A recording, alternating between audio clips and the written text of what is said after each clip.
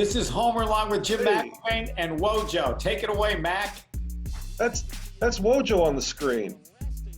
Do you always adjust your tie right before the game, or is that just kind of a thing you did on the fly there?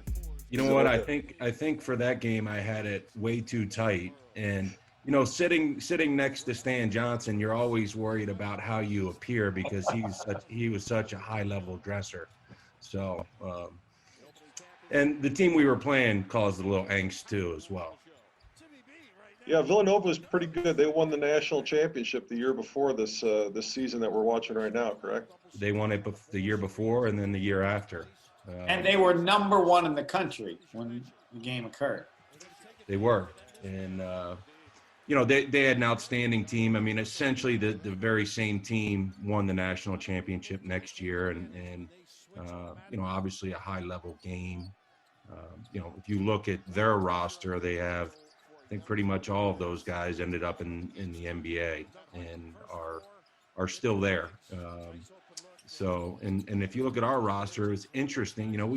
That year's team was very interesting because we had a lot of young guys and a lot of older guys and not a lot in between. Guys that like Luke Fischer that had been there. Juwan Johnson was there when I got the job. Dwayne Wilson was there when I got the job. And then you kind of had some young guns who were just emerging on the scene with Marcus and Sam and Andrew Rousey, who was eligible after sitting out a year to transfer. So, we had an interesting mix of everything. My note, and I say Andrew Rousey's age was legitimate. Do I think Rousey's age was legitimate? Yeah, because that might fly under the radar, but I just have this feeling, he's from the sticks, and people saw him as being a talent. It's like, let's just keep holding him back. Maybe he'll have a growth spurt at some point. He never did, and so then they just had to fudge his birth certificate.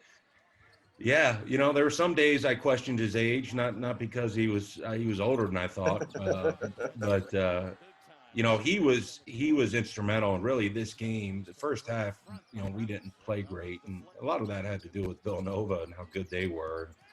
The kid Jalen Brunson, who was their point guard, I think is, in the last probably 10 to 15 years, as good a college point guard as there's been.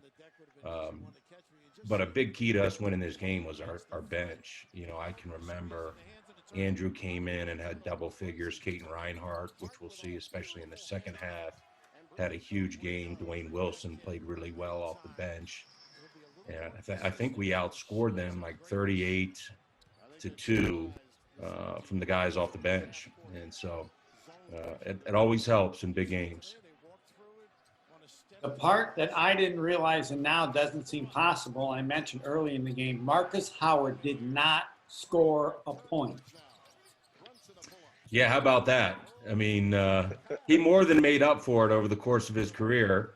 But, this was, look, he's a freshman. That time he was 17, which obviously is well documented. And he didn't play well. And it's a great reminder, like for me, people see the end, the ending, right? People see the end result, the all-time leading scorer, but people very rarely, remember the times of adversity that really every good player goes through, where they have a bad game or poor performance, or, we're starting and then hit the bench. And, this is one of those times where, we could highlight so many of Marcus's games, but this wouldn't be one of them. I just didn't remember that part, and I think for Bucks fans, DiVincenzo played like 20-some minutes, and he only had a few points. And at that point, Pascal wasn't near as great as he became. The volume, he had like 2. Pascal with 2, DiVincenzo with 4, and Marcus Howard had 0. And as great as the game is, I claim the greatest regular season win ever by Marquette. You have these 3 very good players who did so much, and they weren't a part of it, and that's just odd, and it's lost in the greatness of all the other players. Well, it is. I don't think anybody would have guessed that. Looking back at the game without the ability to look at a box score. But the reality is, whether you're Marcus Howard or DiVincenzo or Pascal or some of the really good players we have, there's games where they're not real good. I mean, that's just facts. I mean, being around, fortunately, as many good players as I've been around. There's just games, especially when you're younger and even when you're older too, although they don't necessarily happen with the same frequency. You're not very good that day, for whatever reason. And, it's a good reminder that, everybody runs their own race, right? I mean, a year later, DiVincenzo was, I think, the most outstanding player in the final four in a first round draft pick. So, things change, things develop. And I felt like somebody was going to bring that up, in this game, because it is so unusual to have the all-time leading scorer in the history of the Big East have a game where he had 0. And you win that game. We did. Against the number 1 team in the country. Right. And the defending national champs. Yeah, no, they were certainly terrific. And I thought our guys battled, throughout the game. They were really good. I thought we got huge contributions off the bench, and I thought Luke gave us a presence down low. And in the second half, we changed up our defense a little bit. That just got them out of rhythm because they were playing, especially in the first half, with great offensive rhythm. We were not, and a lot of that could be attributed to their defense.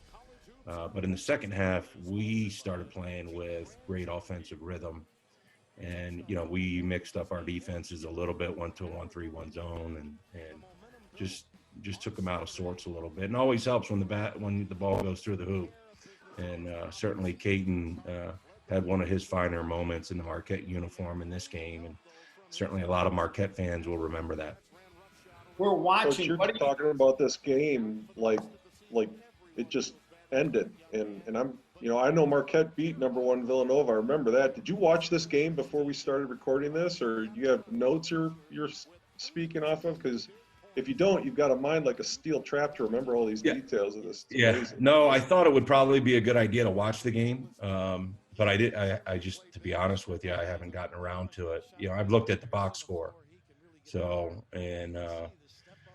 I have been aided by looking at the box score, and that certainly refreshed some memories. But I haven't watched the game, and we're such a next play business, and really the current situation we're going through is the first time in really since I was 18 that you're not just always thinking about the next play, because time is moving so fast, and that hamster wheel doesn't really stop. But I haven't watched this game in years. Well, we're watching, you were down 10-2. You're playing a great team. What are you watching? What are you thinking? You knew it was going to be tough. Does it have any impact on you when it's 10-2 that early in the game? Yeah. I mean, I called a timeout, as you saw there, when it was 6-0. And what I thought our guys were, in these types of games, you always are hoping for a balance between, really fired up, but still in the moment. And, but there's other things that teams can feel, especially playing the number 1 team in the country. They can be almost too excited where they're not able to make decisions they're normally capable of making, or you can be nervous. And, I thought we started off the game. Nervous. And, again, that's where the bench helped us. Rousey was never nervous. I mean, he wasn't. I mean, that's one of the things, I loved about him. And Caden was never nervous. I mean, those guys never, the moment was not too big for them. Anytime they stepped on the court. There's probably sometimes they should have been a little more nervous than they were. But, those two guys, certainly in a game like this, you have to have respect for your opponent, but you cannot have fear.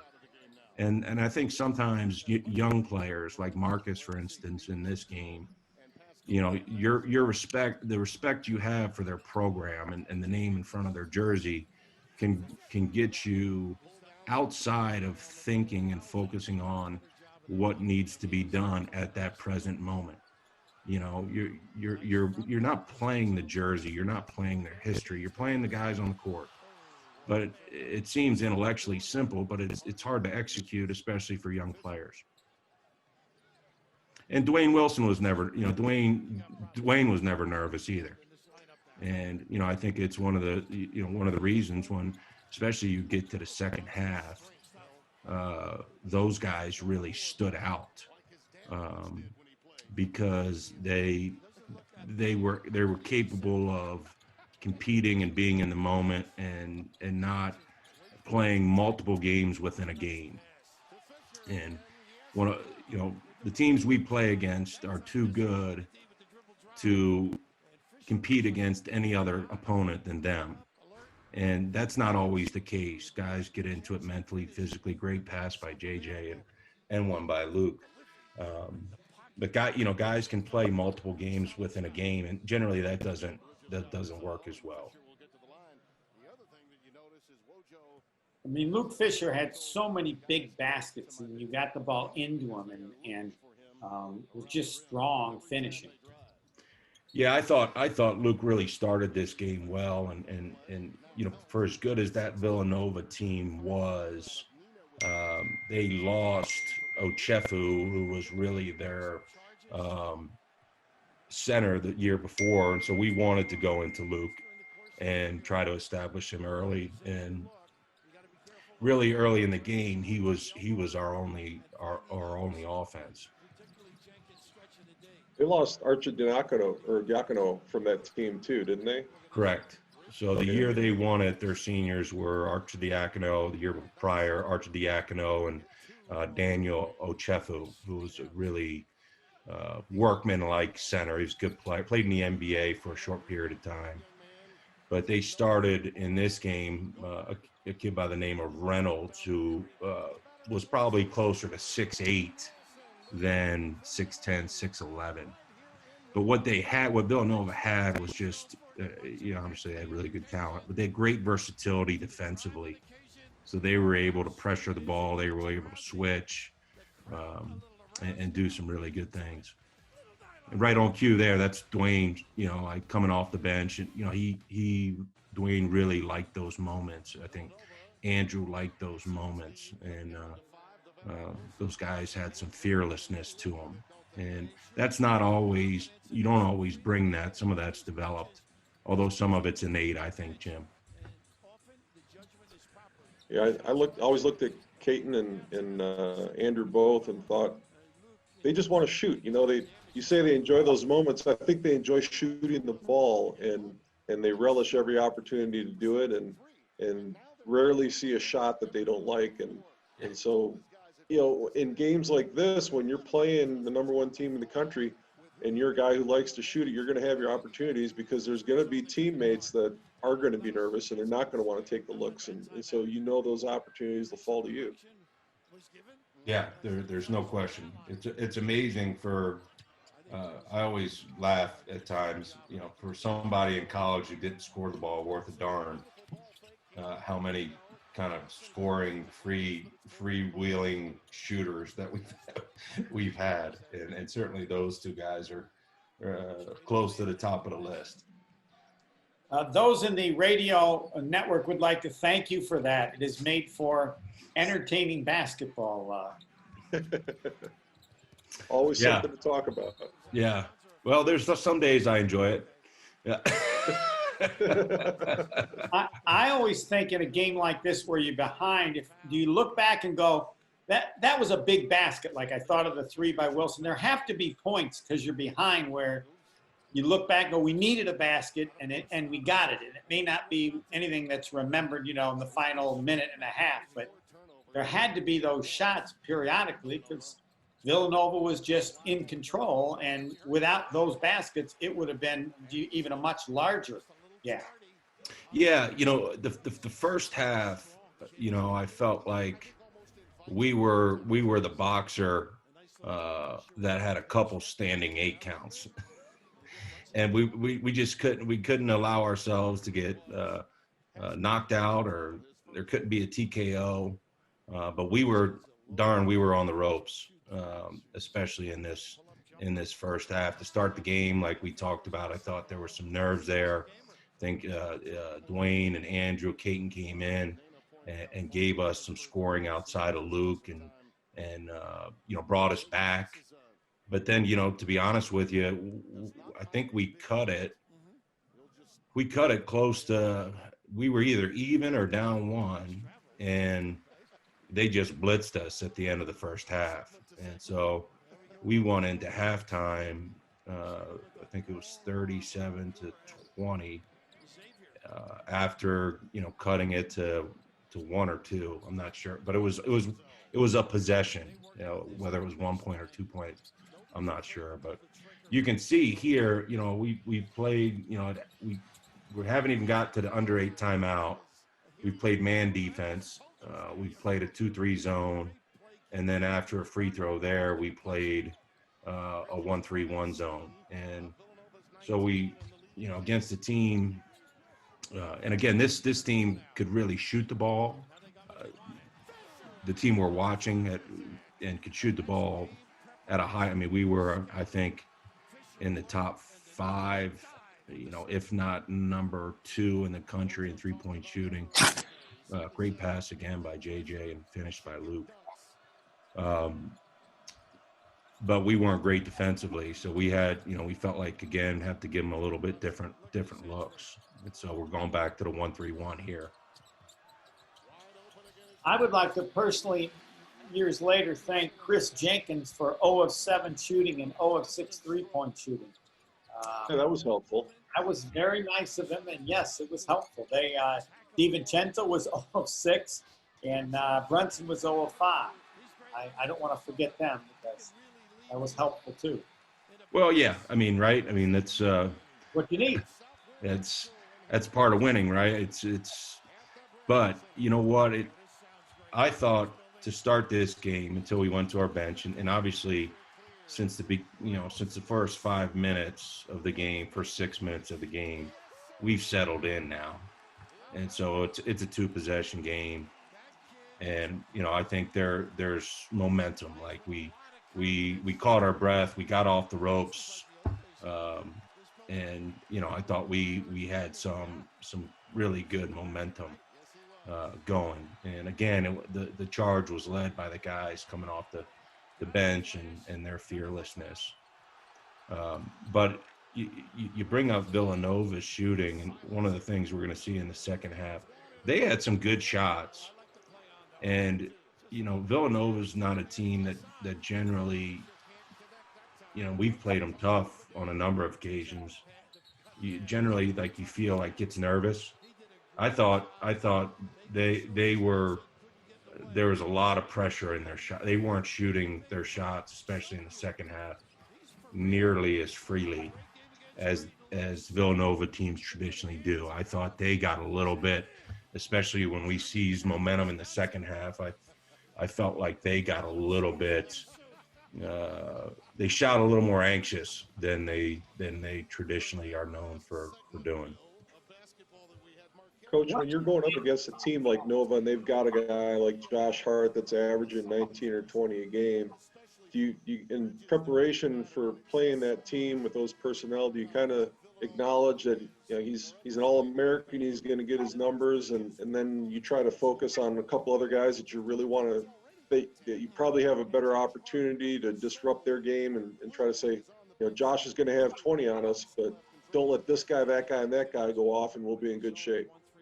Yeah, I think there's no question. So if you look at their team, I mean, Hart was, I think, Big East Player of the Year. I think Brunson was the head of the snake. But you can't allow, and again, these are easier said than done.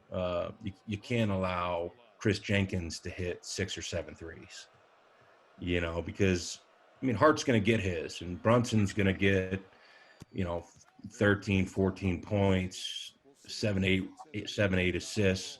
You got to take those other guys and DiVincenzo, Jenkins, who are, mid 40s, maybe even plus from the 3-point line. You got to try to take them out of the game as best you can, where you limit their easy open shots.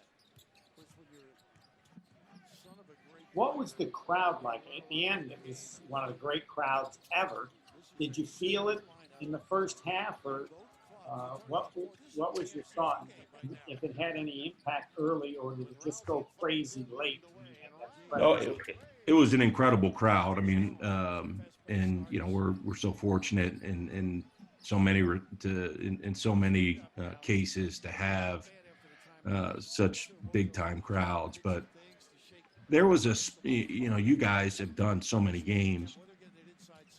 It was one of those days where it was different. The level of intensity, the sounds, the feeling, the enthusiasm, the excitement. Like it was a different level. And the way the game started, because you want games to start well. I think it let a little air out of the balloon, and then we made a push back, and that got our crowd back into it. And then I think the air was let out of the balloon, the last portion of the first half. And then coming out of halftime, we came out like house on fire. I mean, I think we didn't miss very many shots to start the second half. And again, I'm not sure what our exact percentages were, but we came out at halftime and we were firing, and that got the crowd going. And then they kind of regrouped and seized momentum. But by the time it got to the end of the game and we hit that, like 19-4 run, it was by far, and you guys have experienced more games in the Bradley Center than I did, but it was by far the loudest and craziest I've ever seen the Bradley Center during my time as a coach. And so it was spectacular. I gotta imagine the Novak and UConn 40-point game was similar to that. I'm sure, Mac, you had a number of games that were similar than that. But don't you feel like as a player there are different games when you walk out of the tunnel where it feels different? There's more energy for sure. Yeah, like it's almost palpable. Yeah, the Christmas games, there's less energy, and you feel that too. It's like you walk out and you wonder if they open the doors and let the fans come in, because all the kids are home for Christmas break, and everybody else is doing shopping, and it's, the Packers are on later that day, so everybody's tailgating at their house or, at Lambeau or something, and you're like, man, we got a game today. Where is everybody? But these games, I think for this one, we were already moved upstairs into the booth, but I called some of those games cough drop games because they had a mute button for our microphones, and we wore headsets during the game, so it wasn't as loud for us.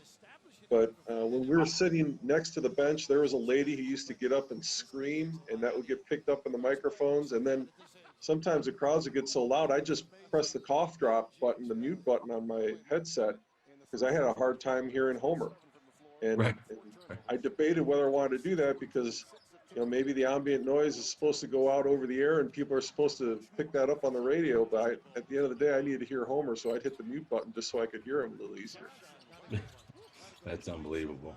There was never, there's never been a crowd like that. I don't know how many. We're happy that you alluded. There was just a buzz, and I remember, and it didn't happen in the second half. From the very beginning, there was a thought, regardless of the deficit, hey, they could win this game, as well as you were shooting.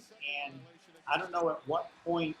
I mean, you probably feel that for the whole game, but it wasn't like, well, they're just too good, because there were those moments when you're making shots. Hey, they could win this game. I said, even though the deficit was 15 and a half, the start, you're going to need to have things happen, but they can play. I don't know at what point the fans felt that, but you could tell it from the crowd that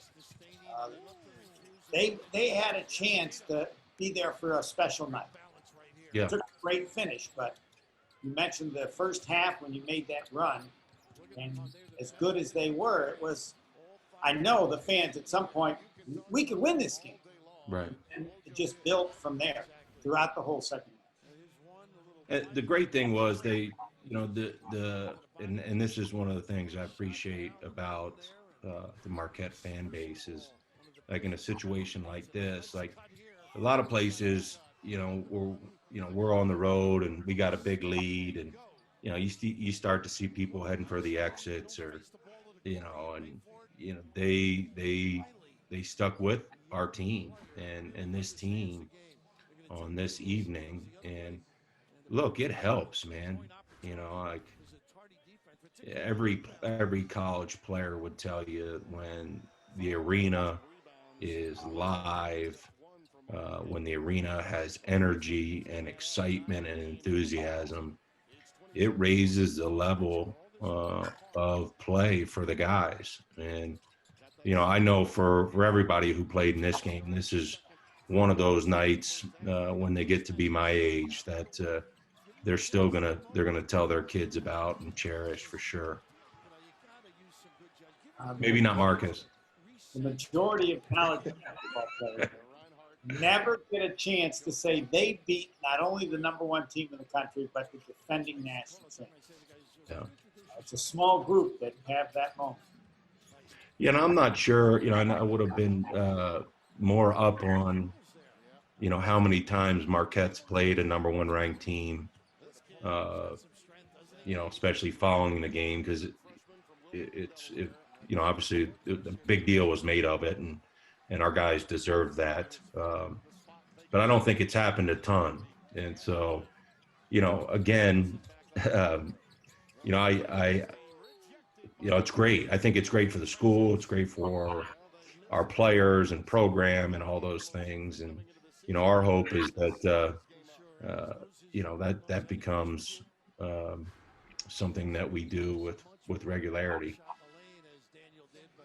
Well, I think Marquette's played against the number one team a bunch of times, but they've only beaten them the one time other than this was in the 2003 tournament with Dwayne Wade. I think Kentucky was number one. Oh yeah. And this is the only other win we've ever had against number one. Wow. Well, shoot, I'd like to win. I'd like to be the number one in that deep in the tournament. I remember watching that game. That was an incredible game. And if you didn't know, because March Madness obviously captures the casual observer. And if you didn't know who Dwayne Wade was at that point, you just had to watch that game and you knew you had something special on your hands. So, oh yeah. I just thought when you talked about Villanova number one, many teams get a chance to play the former defending champ and beat them. But when they're defending champ and they're number one in the country, that speaks to the quality of that team. Like this team could win it again. I don't know, maybe Florida one year or the years when they were back to back. You don't have many defending national champs that are number one in the country and unbeaten as long as they were, unless they're going to be the favorite to win it again. Yeah, there's no question about that, Homer. I mean, this is, the NCAA tournament, the margins are razor thin, right? I mean, obviously the next year took a Chris Jenkins 3 at the buzzer. But, legitimate, like this 3-year run for Nova, they were among, if not the national championship favorites year after year. And it's certainly it's fun to play against, teams that are considered the best. And certainly, our guys, I think, really rose to the occasion at the right moments in this game. You alluded to it a little bit, and they just had so many people that could shoot and shoot well. I mean, how was it to try to defend it knowing, you can't guard all of the people, and yet you got to play good defense. What was the approach, given all the different weapons they have from the outside? Well, two things, and this clip kind of plays into it. Number one, they score so efficiently, you can't give them easy baskets. So you can't turn the ball over where they're laying it in, and you got live ball turnovers, and they're too good offensively to give them just easy baskets. And then you got to try to make the 3-point line. You got to try to take them off the 3-point line, which is a lot easier said than done, based on the fact that they had so many guys that could attack in different ways. So, I mean, look, DiVincenzo and Pascal, they're bringing those dudes off the bench. I mean, they're NBA players. To have one NBA player on your team, that's how is incredible, because it's so darn hard to make that league. I mean, you have DiVincenzo, you have Mikal Bridges, you have Jalen Brunson, you have Josh Hart, and you have Eric Pascal. You have five NBA players, and then the guy, Chris Jenkins was a terrific college player, even though he's not an NBA player. And if you look at the teams that have won it, generally, you go through their roster, they're going to have 5 or 6 NBA players, throughout the course of history. Now, not necessarily one and dones. In fact, I would argue the opposite. With the one and dones winning it have been the rare exception, or exceptions to the rule. It's generally been older teams that have, multiple NBA players that have been in school for a little while too. You alluded to it a little bit, and I don't know how good it was. Jalen Brunson was one of the great point guards. I don't know if I'd say in college basketball history, but among winning teams. It's impossible to overstate how great he was in all the facets of the game for Villanova. Yeah, I would say this. I'd say he's not the most talented point guard I've coached against or coached, and I've been fortunate. But his impact on winning has got to be up there among the greats in terms of the point guard position in college basketball. You just can't argue. Like, there's some things you can't argue with, and his numbers, his impact of winning, what his teams did while he was at Villanova. I mean, we just talked about it. I mean, they won 2 national championships and could have won a third this year very easily. And he was the head of the snake. These other guys were really, really good. But he had an amazing maturity and command of the game for somebody so young. I'm always amazed when I see guys like him because I've known him since he was a toddler. And I knew Nolan Smith since he was a toddler. And you see these guys running around after shoot-arounds with their dads, and they're picking up balls, and you never look at them and say that's a future All-American at an ACC school or future All-American at a Big East school. It makes sense because the pedigree's there, and the household that Jalen was raised in. His dad Rick played with me in the Nets, and he wasn't a great player from an athletic standpoint. He wasn't physically dominating anybody, but he's a very smart player and a very heads-up player, and I think all that knowledge that got him to the league when guys who had far more talent should have gotten there instead. I think he passed that on to Jalen, and Jalen soaked every bit of it in. Yeah, I mean, can't say enough,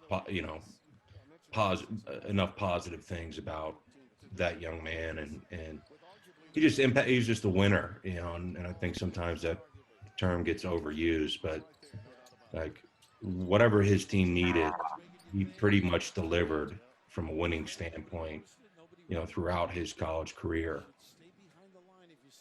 You had 9 players that you could use, all of which could help you win. What was it? Because it's been a few. What was the use of the bench, and how you used it in this game, or was that always a comfort that you had that year, where if somebody wasn't playing well, I got somebody else? And how quickly did you replace? What was the transition in this game that you remember in terms of when you went to somebody to make this change? Or am I right that there was a confidence level that you had in your bench to make changes when you felt it was necessary and know that the players coming in could execute at the same level? Yeah, and with this year's team, Homer, I didn't look at it as like we just had 5 starters and then we had bench play. Like we had a number of guys that were worthy of starting, and I had supreme confidence in our players, whether they started or came off the bench. And one of the things that's great, we started this year. I want to say we were at this point 14-6 overall, 5-3 in the Big East. I believe this win made us 6-3. Which for the first 9 games is pretty darn good in the Big East. And I can remember after this game, like my message in the locker room was like, guys, I'm telling you, like if this is our championship, then we're going to take it on the chin, bad here in the coming weeks. Like this needs to be, something that we build off of. And we didn't do that, to be quite frank with you. We lost, I think we lost 4 in a row. We were 6-7 in the Big East, or 6-6. And then at the end of this season, I completely changed the starting lineup. I mean, that's, generally it was starting the veterans, Luke and JJ, Sam was starting. Marcus started later in the season. Haney was starting. And then at the end of the year, we went to a small lineup with Rousey, Marcus, Sam, Dwayne, and Matt Helt. And we ripped off 4 out of 5 games to finish the regular season. So, to answer your question, yes, I knew I had 9 good players. That doesn't mean all 9 of them were playing well at the same time, but all of them could be impactful in high-level situations at times. Here's what you talked about. It's the end of the first half, and while the gap was 15, at the end of the first half, you're right there. You've only got a minute and a half to go. Yeah. And one of the things, and I don't know how many locker rooms you were in like this, Jim, but my last game as a college player, regular season game, we were down 17 going into the locker room, and those locker rooms aren't fun at all. No. And the one thing I'll give our guys credit, because you can have different responses, and we all like to think there's only one right response, and there is. That doesn't mean groups always choose the one right response. Our guys did. Our guys, came out of the locker room and they battled when we didn't start the game well. We fought back. We regained momentum, and then at the end of the first half, we lost all momentum. And going into halftime, you can think, what, it's probably this isn't our night. And our guys did just the opposite. They really rallied and responded like you would hope, real good competitors do. I'm from Matt, because he always says it, and it must apply when you get to the second half. The first 5 minutes of the second half are so important. I always thought it was just kind of something people say, but when you start looking at games, the team that wins that first 5 minutes, you'd be shocked how often, regardless of the score in the first half, that they win. Well, I think Mac's right, and one of the things I think every team goes into games, hoping to do is imposing your will.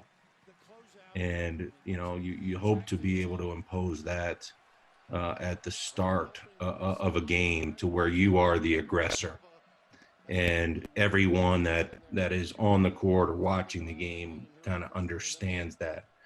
The first half, the start of the second half, after, breaks, are key moments to either sustain the level of what you've done or or shift the tide of momentum.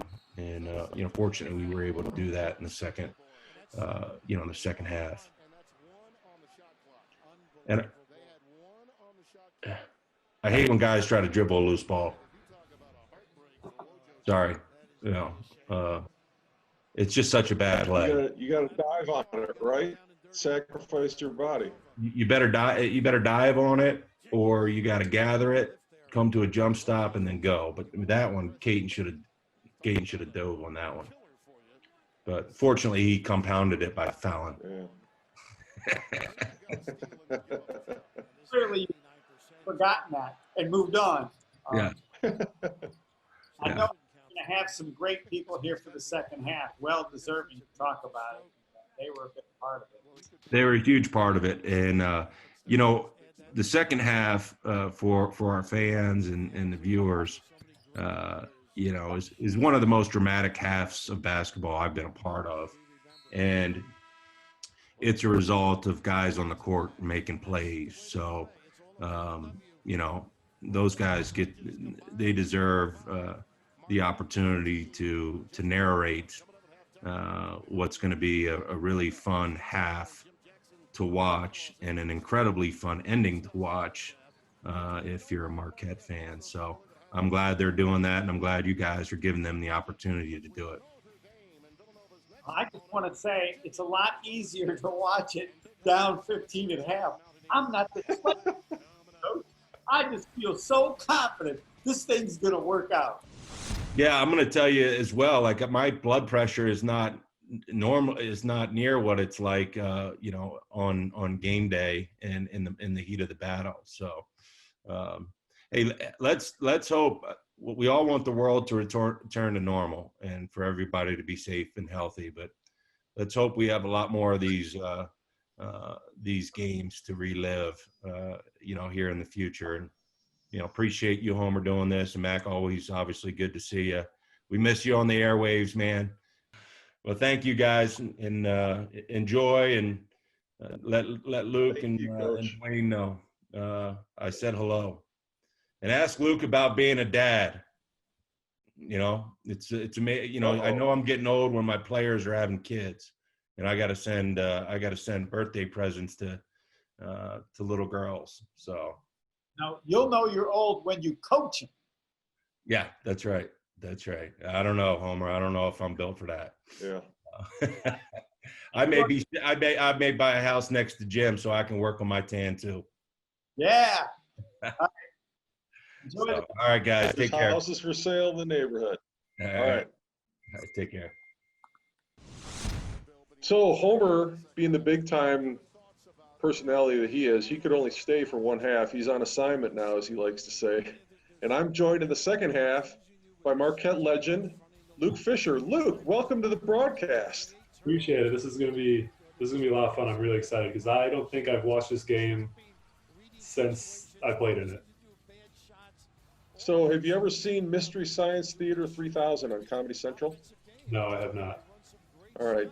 You should have watched at least one of those movies before we did this, because it's a similar format. We're recording this now, and then people are going to watch it later with our commentary on it. We had Coach Wojciechowski on in the first half. We've got you for a little while here, and we'll have another Marquette player coming up after. But we've got you for now. So now that we've got you here and we're watching this Villanova game, let's cut right to the chase. Are you a dad? Did you have a kid? I am. I have an 8-month-old daughter. She just turned 8 months. What's today? The 12th. So 2 days ago, she turned 8 months. Well, congratulations. What's her name? Tatum. Tatum? Yep. Did your wife pick that name? We both did. We both agreed upon it. I don't believe you. I believe you agreed on it, but I believe she came up with it. She probably was the first one to say something, but I think I always liked it from the moment she mentioned it. Did she tell you how old she was when she first decided she wanted to have a baby girl named Tatum? Jeez, I mean, she probably did. It's probably when we first started dating, honestly. Because usually women pick out the names of their children when they're like children themselves. Yeah. That's how I ended up with Blythe, Blythe. Middle name is Darby because we got married in Darby, Montana, and our niece's name is Darby, and we think the world of her. But I also agreed to Blythe. I would have been fine with like Barbara Ann or Peggy Sue or something, but my wife didn't like those, so we ended up with Blythe Darby. Yeah. So are you getting a full night's sleep with a baby? Not quite yet. We're still up about once a night. But Are you getting up or is your wife? we both are. I help a little bit, but she does all the heavy lifting. All right. I don't know why they call it sleeping like a baby, because with all my kids, they should have called it sleeping like a daddy, because I slept through all of it. Really? My wife had to get up every single time because I'd never wake up. I just sleep right through it all. Yeah. That's good. I'm jealous. So what do you remember? What stands out to you the most about this game? Like when somebody mentions you beat the #1 team in the country when you were at Marquette, what was the lasting memory that you have? Oh man, I just remember, I remember like just never feeling like we were out of this game. I know we were down by like 17 or something at one point. 17. Yeah, and so like for some reason, it just never felt like we were truly that much down. And then, as soon as you know it, we're 10 points down, we're 5 points down, and we have so many big shots. I remember, I think Dwayne had a really great fast break move that got us down to like 10 or something, and then I'm pretty sure like Sam and Caton both hit huge shots at the end. So it's funny to watch this game again because like I said, like I don't think I've watched it. I don't think I've rewatched it ever since. So I'm really excited to see what I all remember. I'm going to give away the ending. We win. But I'll tell you, when Villanova was up 16-4 in the first half, it kind of felt like we had no chance of winning this game. And then you caught a pass as you were cutting down the lane, got an and one, got to the foul line. And that felt like it breathed new life into the team because honestly, I think if you don't make that play, they go to the other end and score again, and we're down 19-4. Wojo's got to burn a second timeout. And it's like all hands on deck. Let's just try to keep a respectable mode at that point. Yeah, I mean, and every time I played against Villanova, it kind of felt like that was the script. Like it was like some point in the game we always felt like we could compete, and then next thing you know, they're up by 15, and usually when these guys are up by 15, they don't lose that. Yeah. I mean, they're such a good team, and you see like Mikal Bridges, Josh Hart. I mean, these guys are big time NBA players now. So it's Brunson. I mean, I feel like all 5 of these guys in the NBA right now? They could be. We talked about in the first half. I think there's at least 5 guys from this team who played some serious time in the NBA. Yeah. I mean, obviously Josh Hart is, I think, probably the most noticeable with the Lakers, Sure. And Pelicans, and Bridges. Well, I think he was like a sophomore this year. Maybe he had one more year after this, and even Paschal too. I think he's with Golden State now. So it's wild where these teams were truly really stacked Villanova teams, and obviously it showed with how much they've won these past couple of years. So in this game, you have, I don't even know what it's called, but it's some kind of bandage on your shoulder. You had separated your shoulder, and injuries never really get talked about a lot when you guys are playing, and there's all kinds of rules about not letting gamblers know what's going on and what your real condition is. So now that it's all said and done, what was going on with your shoulder, and how close to 100% were you at this point? Yeah. So I think most people know that my whole sophomore year at Marquette, I played with a torn labrum in my shoulder. That's why I wore the shoulder brace all year long. Had to. I mean, it would pop out at practice almost regularly. I mean, I would Yeah. say at least once a week, if not more. Total pain in the butt. I had surgery on it right after my sophomore year in 2015, I think that was. And then it felt pretty good my whole junior year. Um, but then there was still some times where it just felt like it wasn't right. And sure enough, I think in my junior year, I felt it pop out again. Kind of hit that. It didn't affect me as much. Uh, and then my senior year, it started to flare up again. So the tape on there is supposed to help the ligaments, help the muscle. I don't know, do whatever. It's called K tape. So we still use it. K-tape, that's right. Yeah. So you see everyone use it.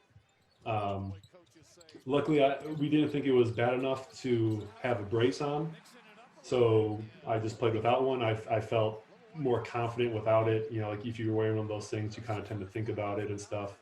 Sure.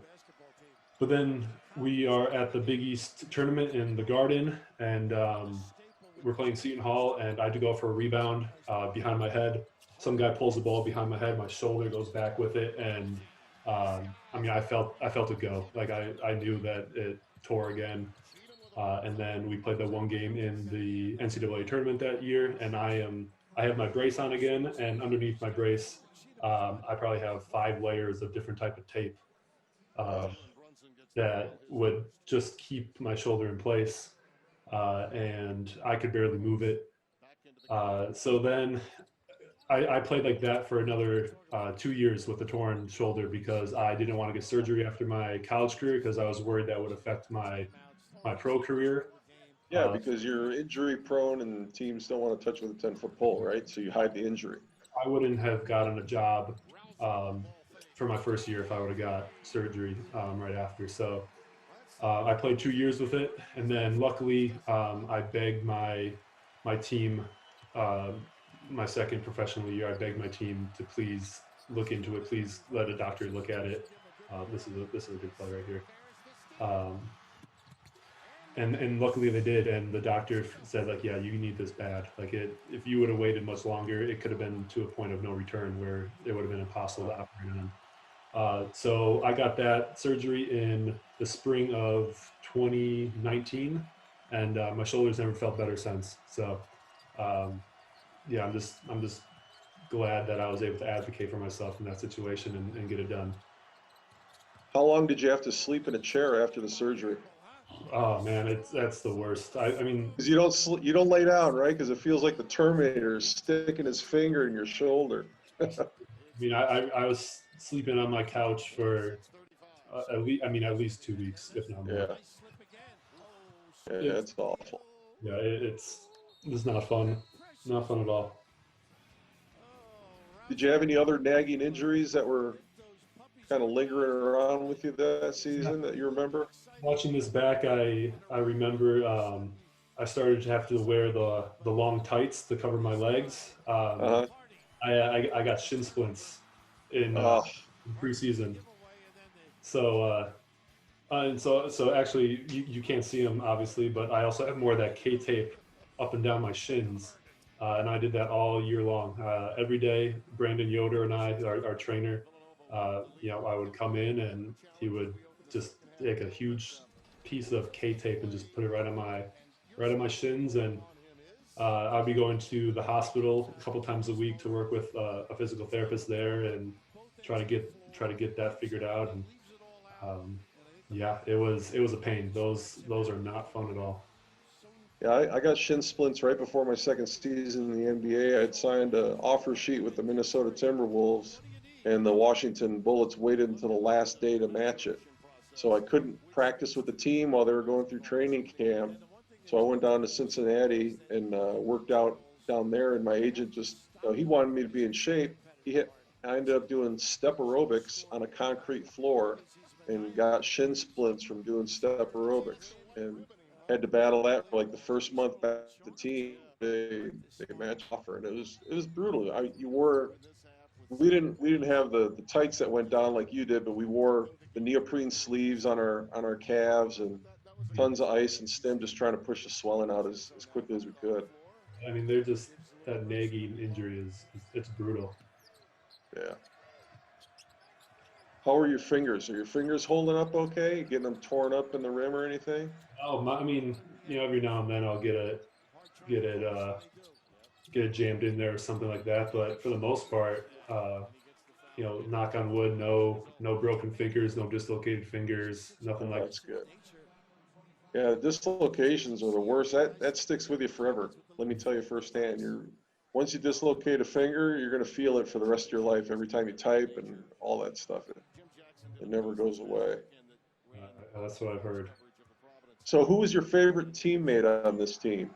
Oh boy, honestly, that's a really tough question because this was a great group of guys. We'll get back to that. I'll give you an easier one. Who was your roommate on this team? My roommate. So me and Rousey lived together my senior year, and we got along great, and I think it really helped the both of us because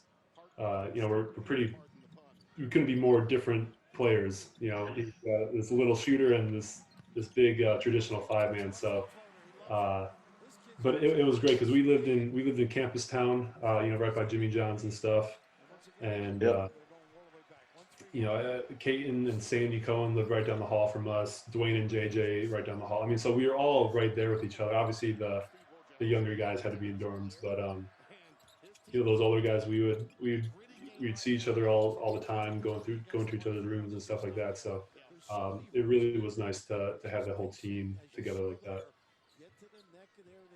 So we've got Dwayne Wilson. He's going to come in and join us, and Kim is running the board for us. So I'm going to have Kim bring Dwayne in, and as she's bringing him in, I'm going to ask you: did you live in dorms as a freshman at Marquette, or were you guys all still in Humphrey at that point?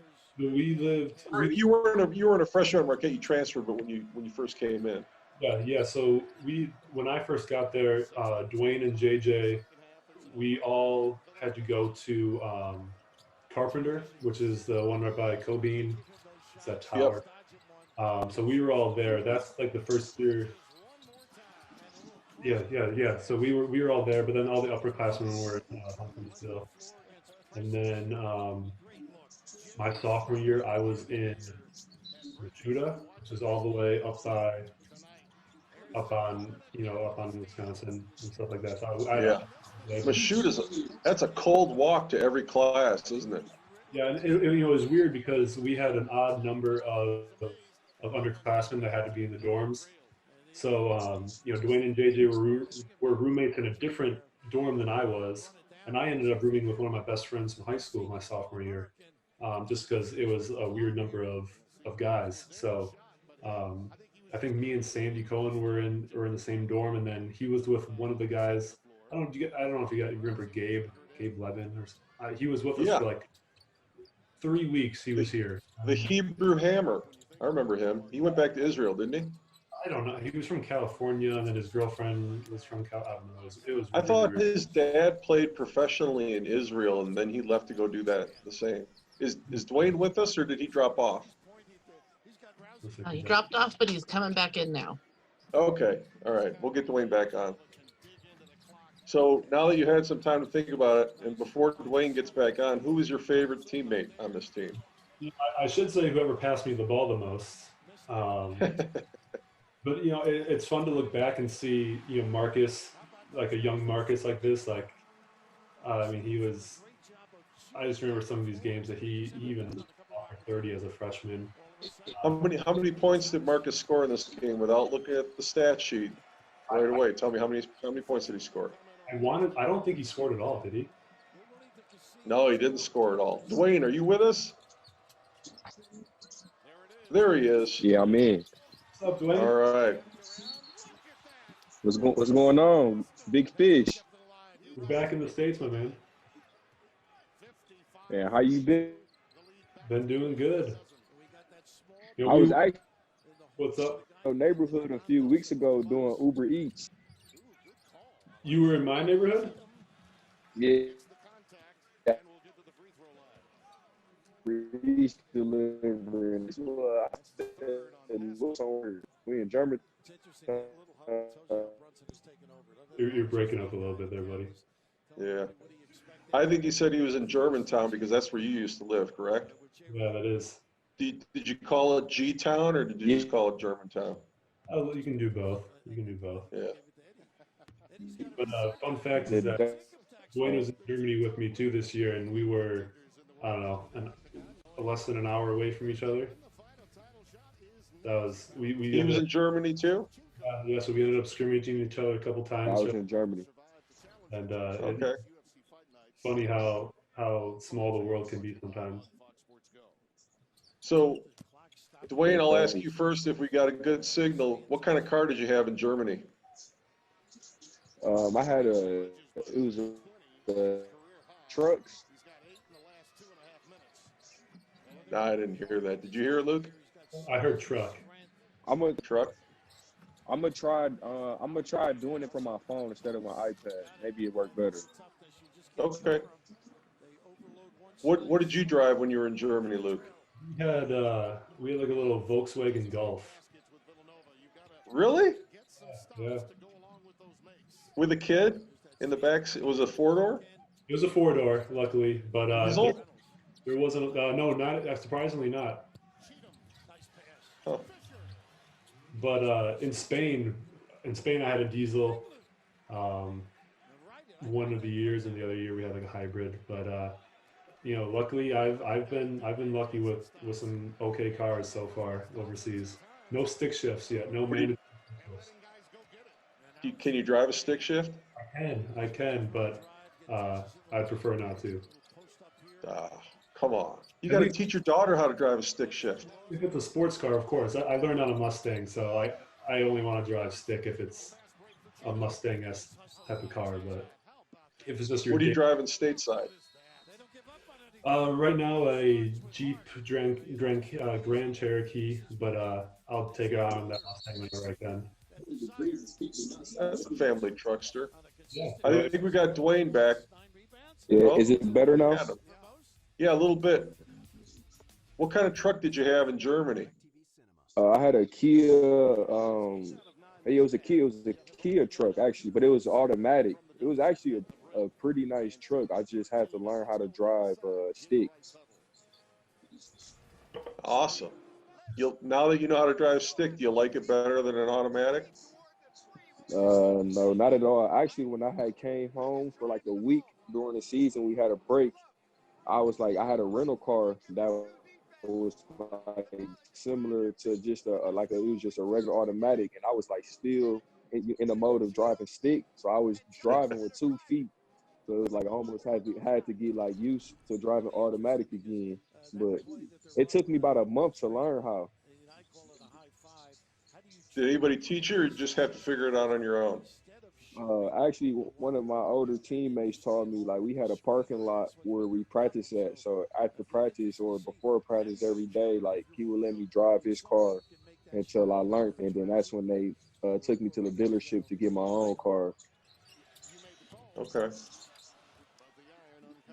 Well, I'll ask you. I asked Luke. He never saw Mystery Science Theater 3000 on Comedy Central. Have you ever seen that? No, I never seen that. What is it called? Mystery Science Theater 3000. It was running when I was in college, but basically a guy and 2 robots sit and watch a movie and give commentary. So I'm a robot, and I got 2 guys here sitting with me, and we're giving commentary during the Marquette game. We just saw you.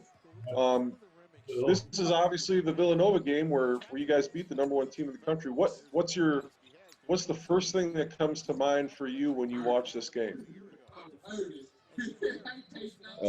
I would say brotherhood for this game. Like we really came together during this game. Like we never beat Villanova prior to this matchup. So I feel like everyone had a chip on our shoulder. But I think did we play them twice this year? Yeah.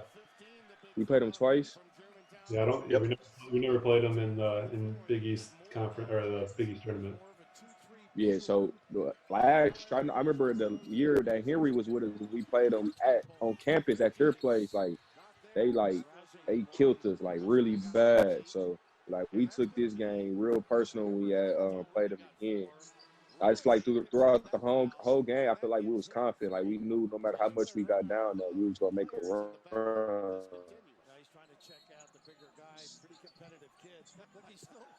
So I won't put you on the spot right away with the same question I asked Luke, because I asked him who his favorite teammate was.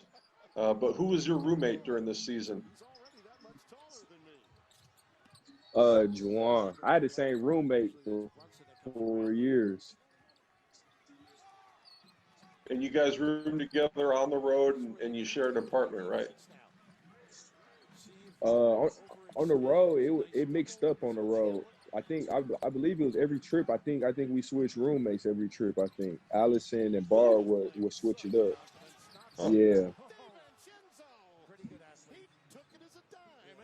It was it maybe only been like a few times where like maybe we had the opportunity to pick whoever we wanted to room with, but it was always either Wojo or Allison would just mix it up and just do whoever. Okay. And so who was your favorite teammate on this team? On this team, I would say Sam. I love playing with Sam too. Like Sam was like just off the court, but he also just on the court. Like Sam played the game so well. Like he just knew how to play basketball the right way. Like you knew when Sam was in the game, he always was going to make the right basketball play on both ends.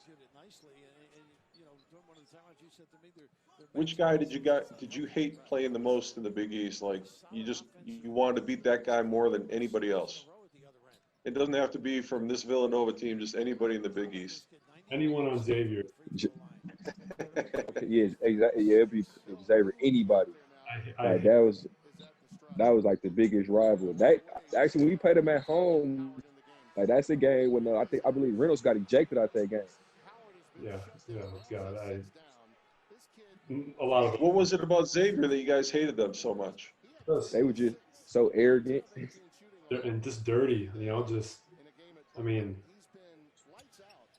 yeah, it just, I don't know. It's just, I feel like we always were so close to beating them at their place, and we somehow would let it slip away. And, finally in our senior year, I think we took it to them both times. I think we killed them at our place and killed them at their place. So I felt good to finally get that revenge on them. What started the rivalry was when they first came to the Big East. They used to do like some pregame thing, and their assistant coach was kicking balls in the stands, and like Todd was pissed. Like, I mean, we was pissed too. It was like, why are you kicking balls in our stadium? Like they was just like hanging on our rims, like just doing all types of unnecessary stuff that was just not even needed. But ever since they did that, like every time we played them, and I think also we went to their place, like they had like in the stands a piece of paper of like just different stuff they could talk about in our team. Like I know they mentioned my son in one of the things, and like they was just saying like all types of stuff, like going through our social medias and finding stuff that they can yell at us during the game. So also like we pretty much didn't like they fans either. So there's some history with Xavier. When Marquette stopped being an independent, they went into the Midwest Collegiate Conference, and I actually played in the MCC my freshman year, and Xavier was in that conference, and we were leaving after my freshman year to go play in the Great Midwest, which turned into Conference USA. And we heard it from the Xavier fans because they felt like we were abandoning them when we left to go to Great Midwest Conference. And so the ones that are old enough to hated us back when we played against them. And they had good teams back then, too. They had Tyrone Hill and, what's his name? He was my teammate. They had a couple guys that ended up playing the NBA. It was power forward U back then, and it was power forward U when you guys were playing there. Did you guys have to play against J.P. Makura? Yeah. He was probably the most hated player in the Big East. Probably him and Jalen Reynolds too. Yeah, and Reynolds. Those two guys, huh? Was JP a trash talker? Huge trash talker. He was like the most dirtiest player on the team. Like man, elbow you, trip you, and when you go to box him out, he'll lock your arm up and just make you fall with him. Like all types of stuff. Oh. He was a head case. So I know somebody's going to yell at me if we don't talk about this game a little bit more. You guys are down 11 right now with just under 8 minutes to go in the second half. What's going through your minds as you've got, well, it's up over 10 points, but you're within striking distance with the number one team in the country. What are you thinking right now? I mean, I feel like, Go ahead, Luke. like we were talking about earlier, but I just felt like it never seemed like we were out of this game. Like, no matter how much we were down, it just felt like we were always, a bucket or two away from really making it close and competitive. What about you, Dwayne? Yeah, I would say the same way. Like again, every time out, like we stuck together. It wasn't like, I really wasn't even paying attention to the score almost. Like I just figured that we was close the whole entire time because they were shooting so bad. Like they shot like 30% or 20% from three, I believe, this game. Like they shot terrible from 3-point this game. And that's when we went to that 1-3-1 zone. So they was like really struggling in the 1-3-1 zone. And then they defense, like they was just like tired also. Like their talking and rotations was completely off like that whole second half. So I feel like eventually like we just had to keep chopping the tree down. Now, this was a sold-out game, obviously. Homer was asking Wojo in the first half about the impact of the fans on the game. It doesn't have to be this game specifically, but what are your recollections of these big games when the Bradley Center was sold out and the fans are getting loud? What kind of an impact did that have for you guys as players? And we'll start with Dwayne first on this one. Man, it was huge. It even starts with like we'll just come out and we just doing the warm-ups. Like you would see fans were there early. And this game was on a Wednesday night. So usually those like weekday games, aren't usually sold out. So, we was expecting a big crowd because it's Villanova, but just because it's a weekday and for everybody to come out, it was just huge. And our fans was a big part of us keeping us in the game. Like they was always like cheering and loud through every moment. Like even the moments we were down, like they still was giving us energy. And then even more energy when we made a run. So that just gave us that extra more pump. And on the defensive end, they helped a lot just the arena was so loud. Like you literally couldn't hear a coach or nobody on the floor at that time. Luke, what about you? Yeah, I remember this one specifically was one of the loudest times I remember being in the Bradley Center. Just like a great fan presence the whole game. You really felt like they were giving us energy. They were giving us confidence. We would hit a big shot. We would get a big stop, and the place would go wild. So it really, really kept us in the game, honestly. I don't know what else to say. It was a huge impact. Well, let me ask you guys about the students and the fans that were students. What were your interactions like with them around campus, away from the basketball court? Dwayne, we'll start with you on that one. Was it good? Was it positive? Did you have a lot of friends that were non-athletes that you hung out with?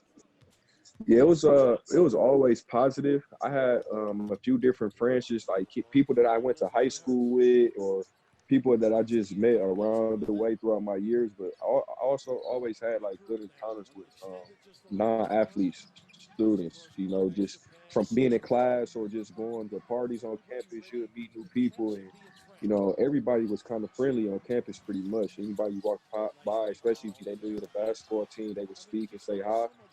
So I wouldn't say like friends, but I just knew a lot of people that didn't play sports, just like around campus and stuff like that. So it was a good experience for me as far as knowing different students and what they had to go through also. Luke, how about you? Yeah, I mean, I would say the same thing. Like, it was always a positive experience. You know, I had some good friends of mine from high school as well that were, you know, on campus at the same time. You know, it just I feel like especially this year because this was our best year when I was there when Dwayne was there too, and you know, just kind of a different energy on campus. You know, we were winning big games. We were on track to go to the tournament and stuff like that, and um, you know, it just felt different since we've been there. I think. All right, Dwayne, what was your go-to place to eat on campus, and do you like or not like real chili? I never tried real chili, so I Oh, can't say anything about it until I tried it. I feel like real chili was always like a place, like, I mean, if we'll go out and we'll be heading back to campus, like you would see like a lot of students were always there, but I never sat down and tried it. Like I seen a thread on Twitter and people were talking about like the real chili, and I was like, I never tried real chili before. Like I always was Sobelman's or Qdoba was really my go-to. all right. Luke, how about you? My I don't know. My go-to was probably, you know, Solomon's was I had my fair share of Solomon's, but Jimmy John's Qdoba. I like real chili when it was an appropriate time of day. What, and by appropriate time of day, you mean like after closing, right? Yeah, yeah, exactly. After closing, I really loved the Doghouse. Yeah. That was usually the go-to spot. But man, but I feel like now campuses has changed so much that it's hard for me to really even know what it looks like. It always changes. Was Ziggy's around when you guys were in school? No, I don't believe so. What was it Okay. called? Ziggy's. Ziggys. What was that the gyro place? Yeah. Oh, it was, yeah. So what that got torn down or closed like Yeah, or something like that. what was it, Did it? freshman or sophomore? Because that was right next to Sobelman. Yeah. I remember it was open So I like think maybe that moved. freshman, a little bit sophomore. That moved because that was just on the block on Wisconsin when we were all living in Humphrey on 17th of Wisconsin. And so that was our go-to spot. And I don't know what the guy's name was. We just called him Ziggy. He always had his shirt unbuttoned like halfway down, and his chest hair was like pouring out onto your food. You guys missed out on that experience. I think that's extra protein when you get chest hair in your sandwich. Sure. I don't know if that's good type of protein. Yeah, I don't know if No. that's So, TBT. Dwayne, are you playing in the TBT? I'm still waiting to hear. I talked to Joe Chapman yesterday.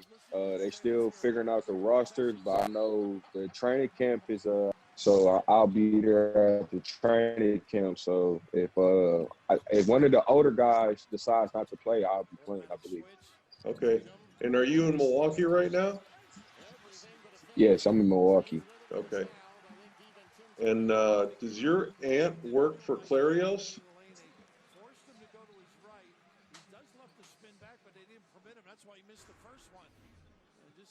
Yes. Did you hear me? Does she? No, I didn't hear you. Yeah, she does. Yeah, Yes, she does. I bump into her every once in a while. Oh, really? Yeah, I work for one of the battery companies that Clarios owns. Oh, yeah. She's also on the board of Marquette. She graduated from Marquette. That's right. Absolutely. She was a huge fan. So, how many years do you think you have left in your professional career, Dwayne? We'll go with you first, and then we'll go over to Luke. I say I have at least 10. How many? 10 more? 10 years. Yeah.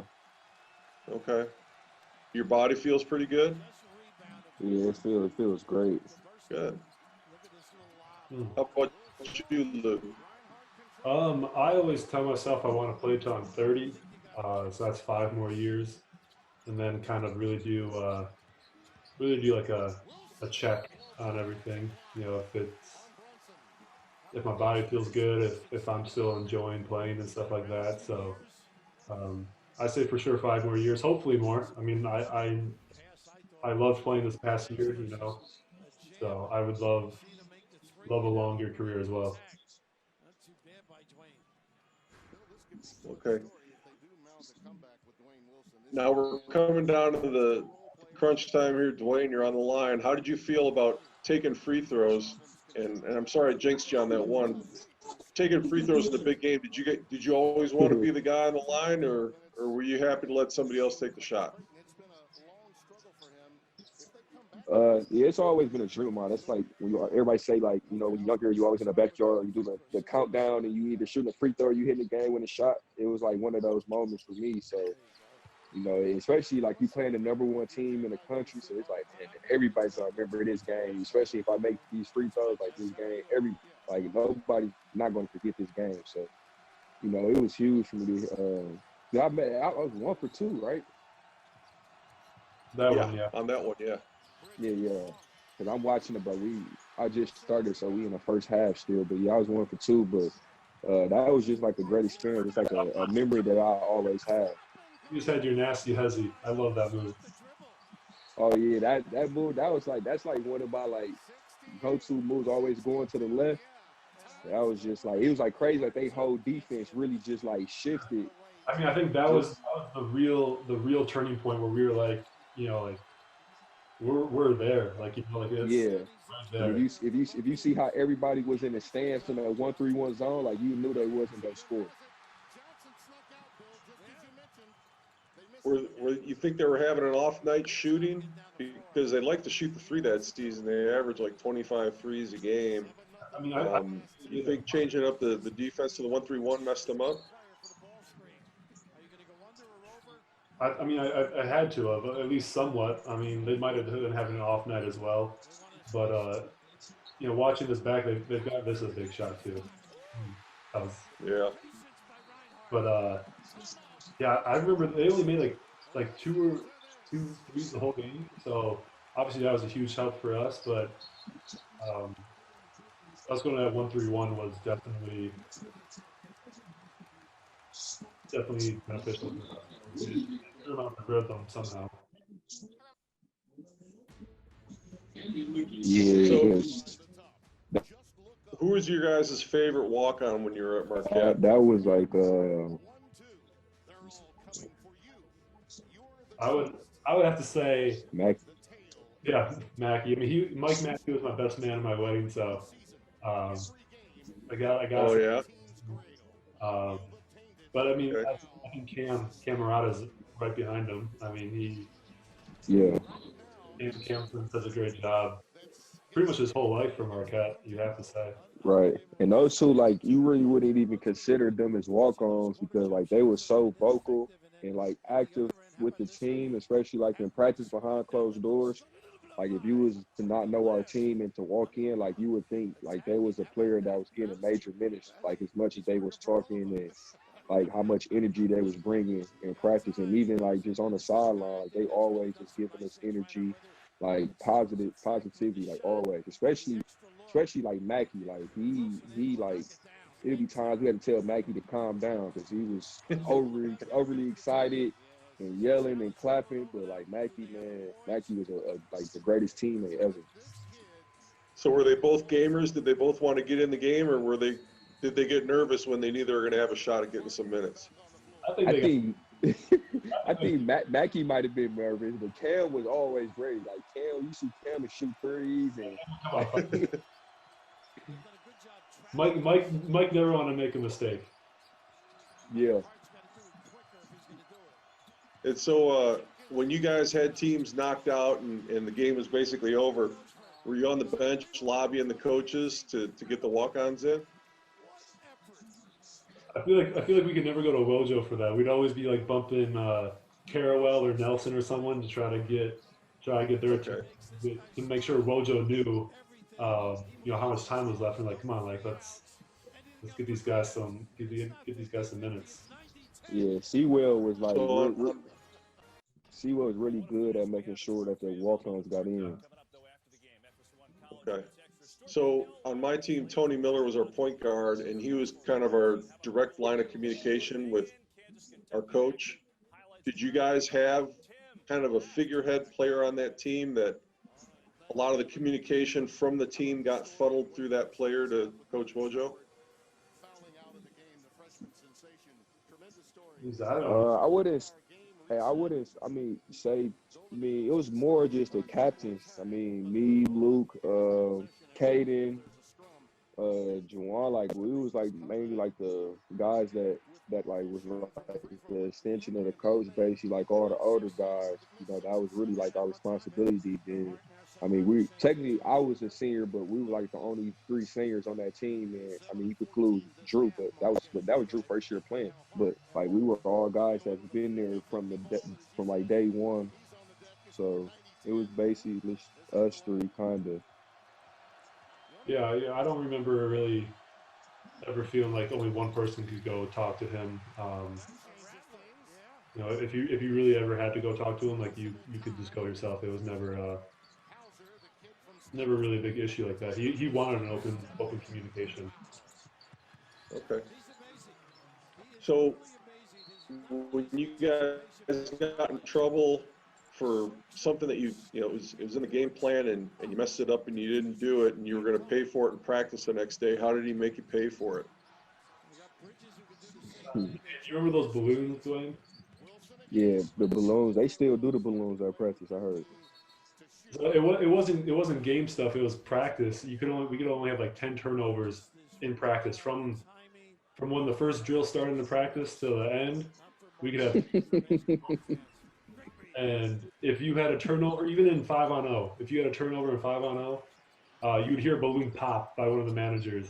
And you're keeping an eye over on that wall the whole practice, and it got to the point the managers would pop like they were so anxious to pop, they'd do it. It wouldn't even be a reason. We used to look like, come on, like it wasn't no turnover here.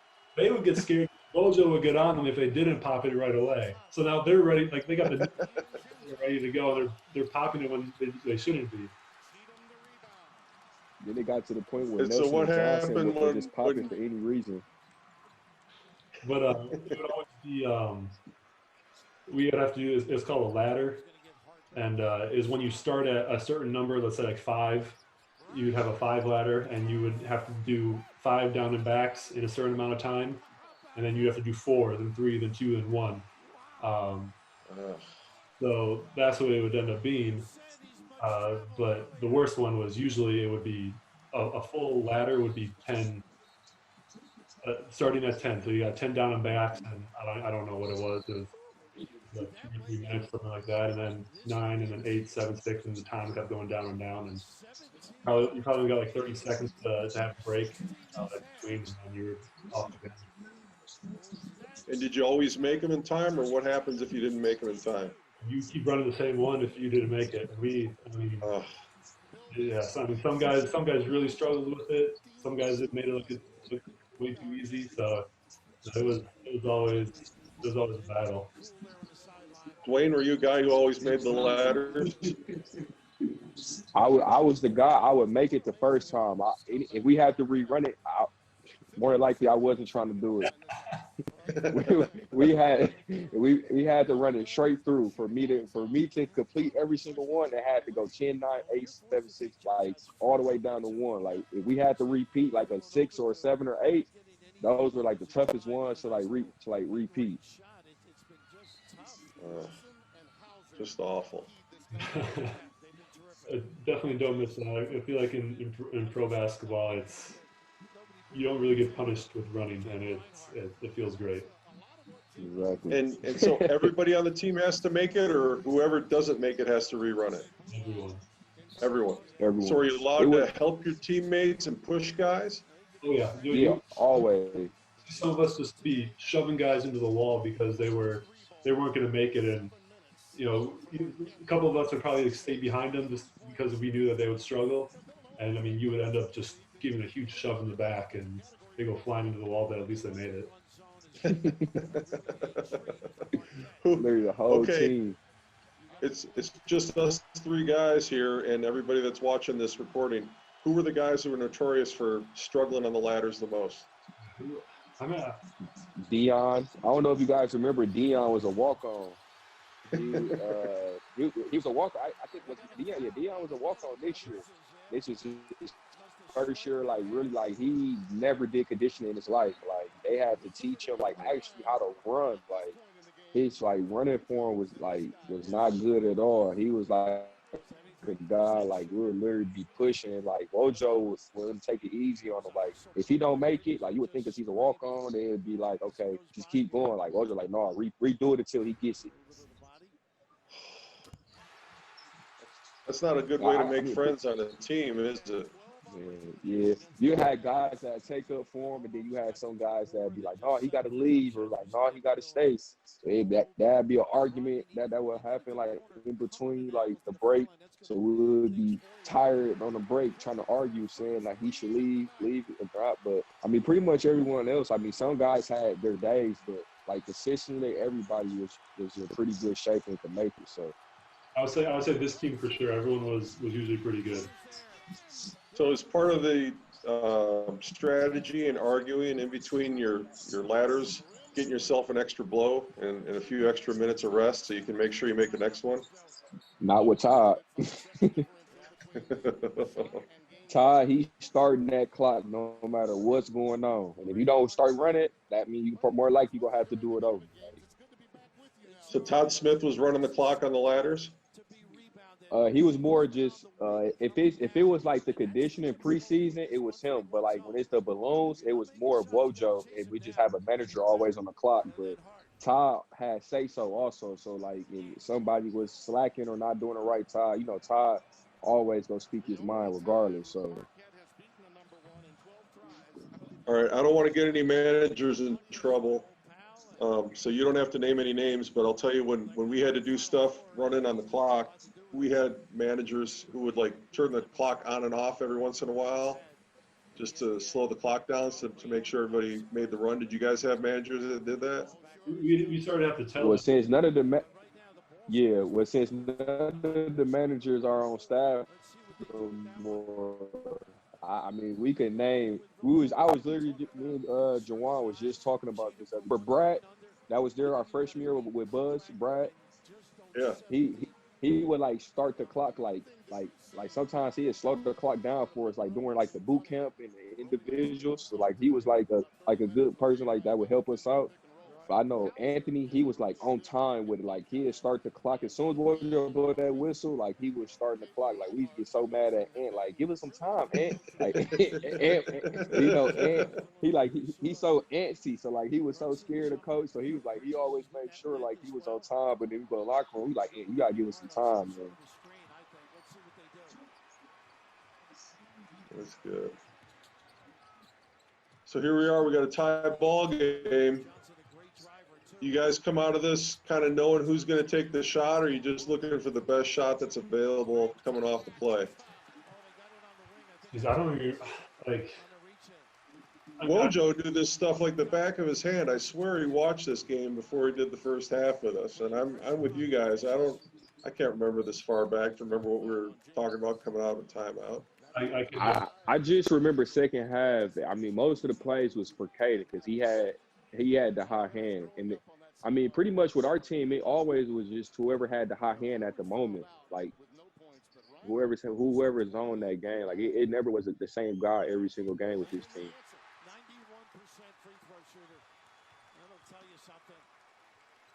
He hits the first one. Do you remember if he hits the second one or not? Yeah, it does.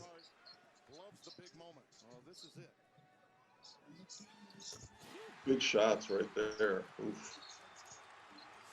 But now you got to get the stop. Who are they going to? Do you know? Do you remember? I just remember they missed the tip in. That's what I really remember. It was right there. He had a pretty easy tip in, and I think he missed it. So Jay Wright is known for his suits and his dapper wear. You think Wojo buys off the rack, or do you think he's got a suit deal, or you think he just gets it custom tailored and writes a check? I can tell you he sweats through every single one of them. I mean, he's out there playing defense with us. I mean, you can see. Yep. He's in the stands. In the stands, slapping the hardwood. I mean, I swear I come back to some huddles and he was sweating more than me. Yeah. So, Luke, how many suits do you own right now? Maybe 3. And all of them were from Marquette, too. Okay. Dwayne, how about you? Same. 3, and they're from Marquette. It's like you guys are on a season of The Bachelor, and they gave you clothes when you're on The Bachelor, and you don't want to gain weight because you can't afford to buy new clothes, or you don't want to spend the money on it. Much. Well, how often you pretty much got weddings and funerals right now? That's the only time you're wearing suits, right? With when?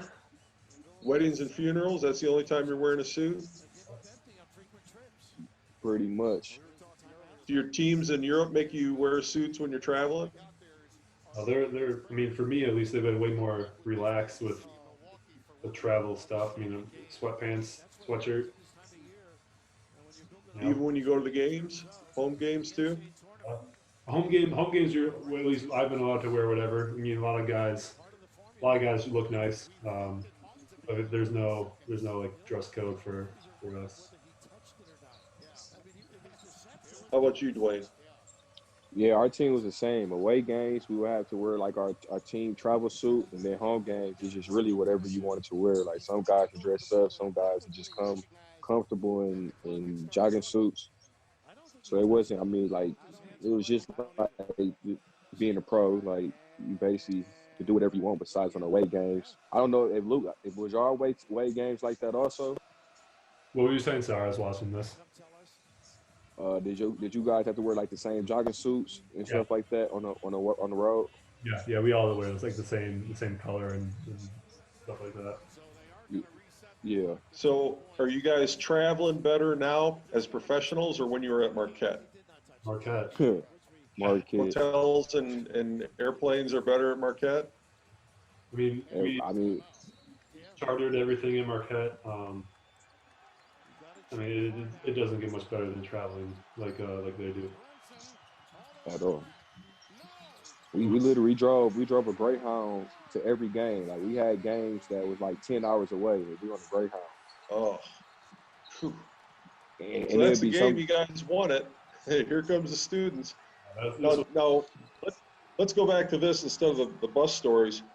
What are you guys thinking when the fans rush the court? Are you trying to get out of there, or are you going to soak it in and live it up a little bit? I jumped on the yeah, that's the first thing I was looking for. I was trying to get to the scorer's table. I seen Michael Jordan do it. I had to get to the scorer's table. Never even in this crowd. I jumped up on the scorer's table, and then I actually was in the stands with my family right after. So I don't even remember being in that mosh pit. So you guys, I know you guys watched The Last Dance. Actually got caught in the mosh pit. Oh yeah. You watched The Last Dance. Did you guys do a handshake line after this game? Do you remember? We had to have. No, we didn't. No, they stormed the floor right away. Yeah, they were gone. So for some reason I was thinking like our team was doing a handshake line like in the locker room, but that. Yeah, that's what we did in the locker room. Now feeling.